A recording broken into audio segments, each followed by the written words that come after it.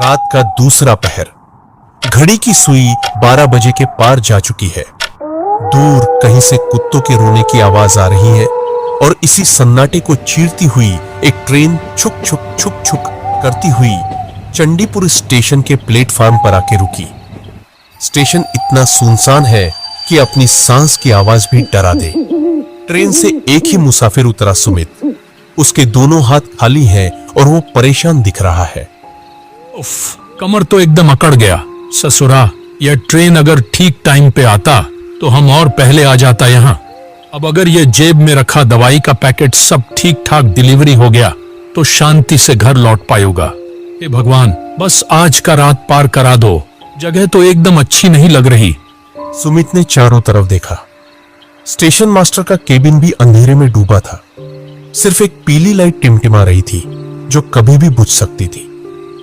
Sumit platform से नीचे उतरा और बाहर की तरफ चल पड़ा। बॉस भी ना कहां कहां भेज देता है। बोला था स्टेशन के बाहर टोटो रिक्शा सब लाइन लगा के खड़ा रहेगा।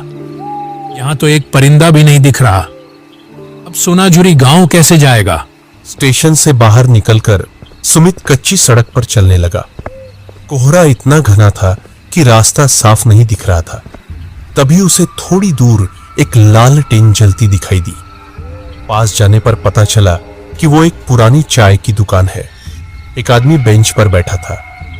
सुमित उसके पास गया, लेकिन दुकान के आगे जाके खड़ा हो गया। ए दादा, सुन रहे हैं? ए जी, एक तो हेल्प करेंगे? दुकानदार राजू अजीब नजर से सुमित को घूरता है। की बात है बाबू, इतना रात को यहाँ? रास्ता भूल गए कि? हमको ये पता एक तो बोल देंगे। हम असल में बहुत दूर से आया है। यहाँ का रास्ता घाट हम वैसा कुछ पहचानता नहीं है। हमको सोनाझुरी गांव जाना है। सोनाझुरी? माथा खराब है कि? वह तो यहाँ से बहुत दूर है। और अभी आप कैसे जाएगा? रास्ता भी तो ठीक नहीं है बाबू, जंगल का रास्ता है। देखिए दादा, मेरे जेब में जो बॉक्स है ना, इसमें बहुत कीमती और जरूरी दवाई है। कंपनी का ऑर्डर है, आज ही पहुंचाना होगा, नहीं तो नौकरी चला जाएगा। आता नौकरी का चक्कर बड़ा खराब होता है। लेकिन सुनिए बाबू, एक बात बोले, आज रात यहीं रुक जाइए। ये बेंच पर सो जाइए। उधर जाना खतरे से खाली नहीं है। आजकल तो ऐसा मानुस देखा ही नहीं जाता। जो सच बोले और जो दिखता है वो हमेशा इंसान नहीं होता। डराइए मत दादा, मुझे जाना ही होगा। कोई गाड़ी वाड़ी मिलेगा? गाड़ी तो मुश्किल है, तो बे एकट्टू सावधान में रहिएगा। रात के बेला यहाँ का रास्ता घाट में बड़ा विपद है। कुछ भी दिखे या कोई भी आवाज दे तो रुकिएगा मत। और हाँ, पीछे मुड़कर तो बिल्कुल मत देखिएगा। ठीक है दादा, जय माँ काली। सुमित चाय वाले की चेतावनी सुनकर और भी डर गया, लेकिन मजबूरी में वो आगे बढ़ा। सन्नाटे में सिर्फ उसके जूतों की आवाज आ रही थी। तभी पीछे से एक अजीब सी आवाज आई, जैसे कोई पुरानी मशीन सांस ले रही हो। अरे, कोई गाड़ी आ रहा है शायद। जान में जान आया। अंधेरे में से एक काला टूटा फूटा ऑटो निकल कर आया। ऑटो के शीशे काले थे। ऑटो सुमित के ठीक बगल में आकर रुका। ड्राइवर का चेहरा अंधेरे में था। ए दादा, कहाँ जाएंगे बोलिए, हम पहुंचा देंगे, बैठिए पीछे। ए दादा, आप भगवान बन के आए हैं। हमको सोनाझुरी जाना है, छोड़ देंगे? ही एकदम छोड़ देंगे। ऐसी जगह छोड़ेंगे कि फिर कहीं जाने का जरूरत नहीं पड़ेगा। बैठिए।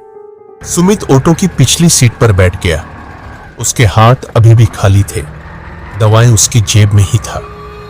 ऑटो ने रफ्तार पकड़ी। हवा ठंडी हो गई थी। सुमित ने देखा कि ऑटो वाला बार बार रियर व्यू मिरर में सुमित को नहीं, बल्कि उसके जेब को घूर रहा है। यह आदमी बड़ा अजीब लग रहा है। और यह रास्ता, ये तो जंगल की तरफ जा रहा है। करीब 20 मिनट बाद अपने जंगल के बीचों बीच ऑटो ने एक जोरदार झटका खाया और कच करके रुक गया। चारों तरफ सिर्फ झाड़ियां और सन्नाटा था। अरे, की हुआ मोशाई? ऐसे खड़ा क्यों हो गए? गाड़ी खराब हो गया कि? कुछ नहीं बाबू, आप बैठिए। इंजन गर्म हो गया है, थोड़ा हवा लगने दीजिए। तभी सुमित ने देखा कि सड़क के किनारे एक पेड़ के नीचे अंधेरे में एक लंबा चौड़ा आदमी पहले से खड़ा था। ऑटो वाला उतरा नहीं, बस खिड़की से उस आदमी को इशारा किया। वो आदमी धीरे धीरे ऑटो के पास आया। ये कौन है? यहाँ जंगल में क्या कर रहा है? फिर ले आया, मना किया था ना। अरे माल आसामी खुद चल के आया है, तू चुप कर। ए बाबू, उतरिए मत, भाग जाइए यहाँ से, ये जगह ठीक नहीं है। हम पुलिस को बुला लेंगे, जाओ यहाँ से। सुमित कुछ समझ नहीं पाया। यह आदमी ऑटो वाले को डांट रहा था या सुमित को बचा रहा था। तभी ऑटो वाले ने गुस्से में ऑटो स्टार्ट किया। साला पागल कहीं का, दिमाग खराब कर दिया। बाबू आप उतरिए, आगे रास्ता खराब है, ऑटो नहीं जाएगा। क्या? यहाँ इस जंगल में?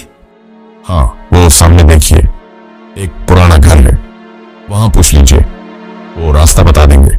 उतरिए।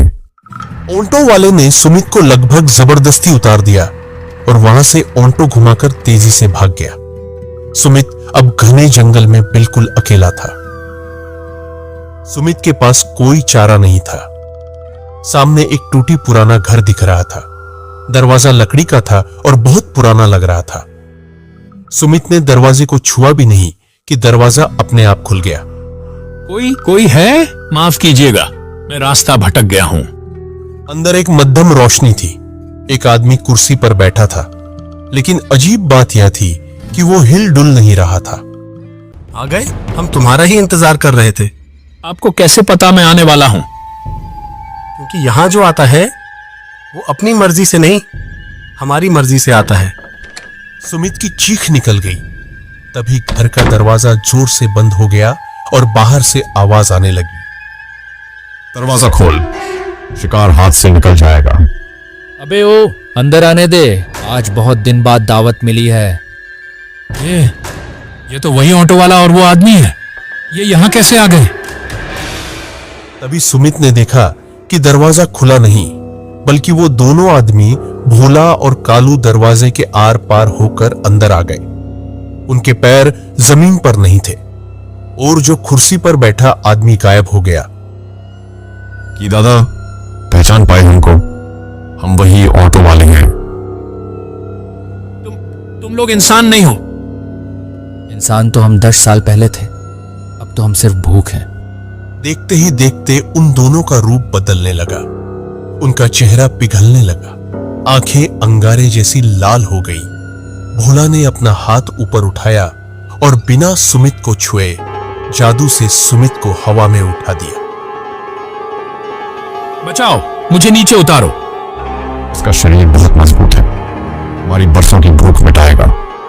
लेकिन पहले इसे तड़पाएंगे, जैसे उस पुलिस वाले ने हमें जलाया था, वैसे ही हम इसकी जान निकाल लेंगे। सुमित का शरीर हवा में खींचने लगा। उसे लगा अब उसकी हड्डियां टूट जाएंगी। उसने अपनी आंखें बंद कर ली और अपने परिवार को याद करने लगा। भगवान, कोई तो बचाओ। जब मौत एकदम सामने थी, तभी उस अंधेरे कमरे में एक नीली रोशनी चमकी।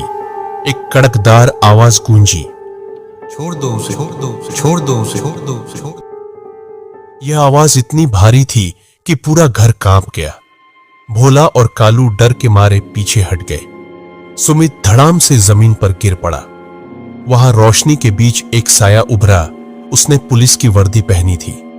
उसके सीने पर नेम प्लेट चमक रही थी, इंस्पेक्टर दत्ता।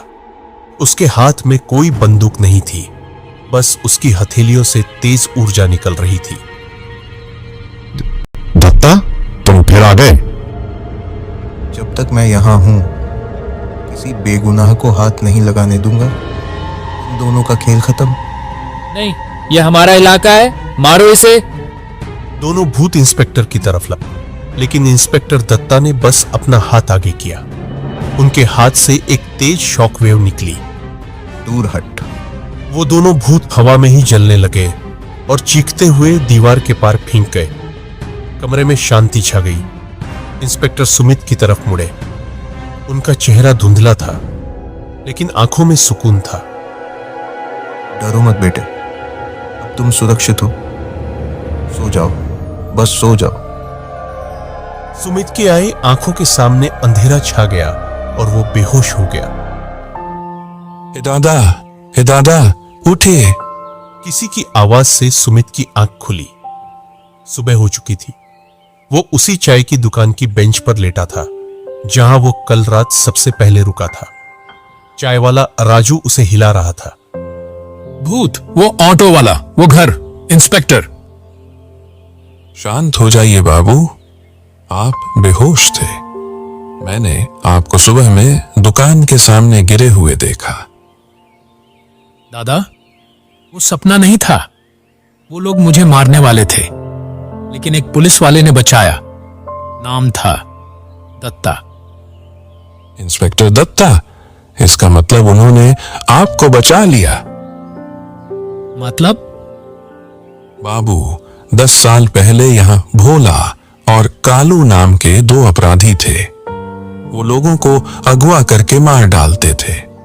इंस्पेक्टर दत्ता ने उन्हें पकड़ने की कोशिश की, पर उन गुंडों ने इंस्पेक्टर को उसी पुराने घर में आग लगाकर मार दिया था। हे भगवान! लेकिन मरने से पहले इंस्पेक्टर ने कसम खाई थी कि वो इन शैतानों को छोड़ेंगे नहीं। कुछ दिन बाद वो दोनों गुंडे भी उसी घर में रहस्यमयी आग में जलकर मर गए। गांव वाले कहते हैं कि इंस्पेक्टर दत्ता की आत्मा आज भी उस जंगल में पहरा देती है।